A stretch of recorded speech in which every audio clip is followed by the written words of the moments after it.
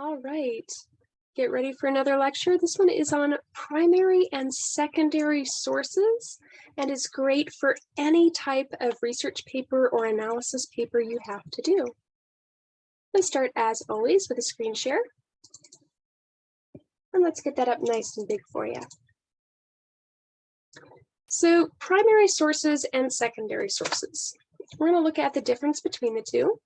We're going to look at when to use in-text citations and when to include a full APA or MLA citation. The definition of a primary source will depend on what type of writing you're doing. If you're conducting a research paper, then the items termed as a primary source are going to include firsthand accounts, direct evidence of a time or event, original thought, new information, raw, unaltered artifacts, and an item written or created in the time under study.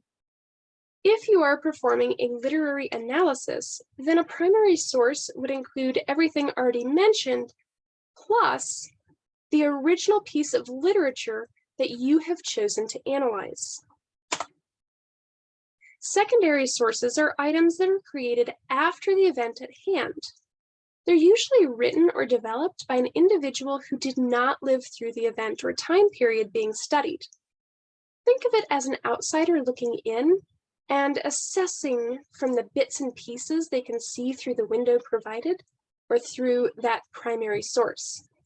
They typically consist of scholarly books and articles that are meant to interpret, assess, and/or analyze the primary source.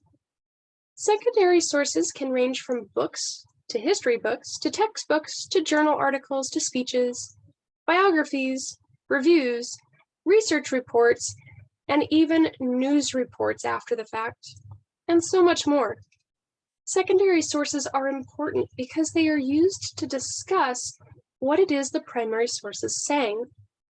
They are where elaboration happens, the extension of thought that takes place, and can often help the reader to view events within the context of when it happened.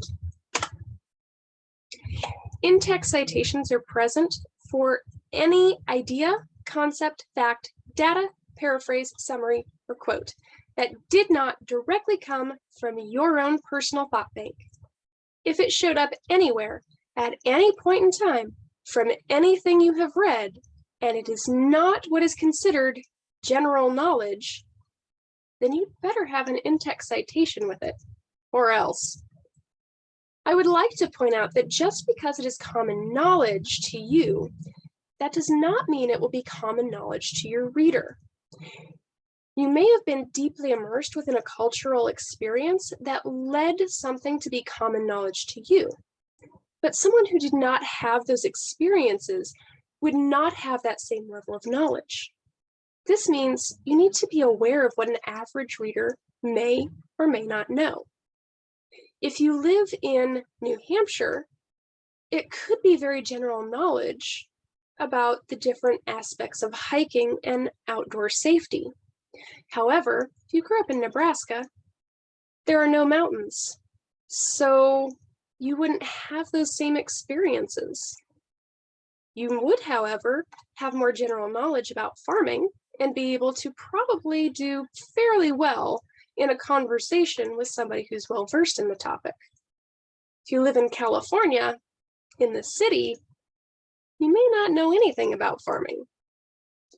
And that could be a problem if you're trying to read a piece about farming, but they don't give you enough information. See what I mean about general knowledge and being aware of what your reader may or may not know? If you're not sure, cite it. Find a source and cite it.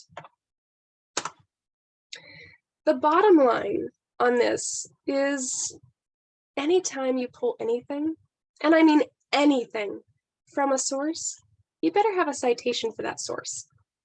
If you think you've read about the idea at any point in time, and it's not general knowledge items that everyone should know, but items that your average person beyond you would not know, it needs to have a citation. That means you need a general understanding of your audience. Would your average reader know this concept? No? Then you need a citation for it. Yes, that might mean you have to go hunt for a source that has a specific piece of data you're referencing. I understand that. I feel your pain. You still have to do it. I hope that this has been helpful and a little bit of a glimpse into primary and secondary sources, and of course, a reiteration about something you will hear all term long: citation, citation, citation. In-text citation, works cited, resources, whatever format you're using, doesn't matter. Citation, citation, citation. Make sure it's there. If you have any questions, comments, or concerns, please do not hesitate to reach out using that email icon in our learning management system. And I look forward to seeing what you guys come up with and what kind of resources you find. Thanks so much for watching, and I'll catch you on the flip side.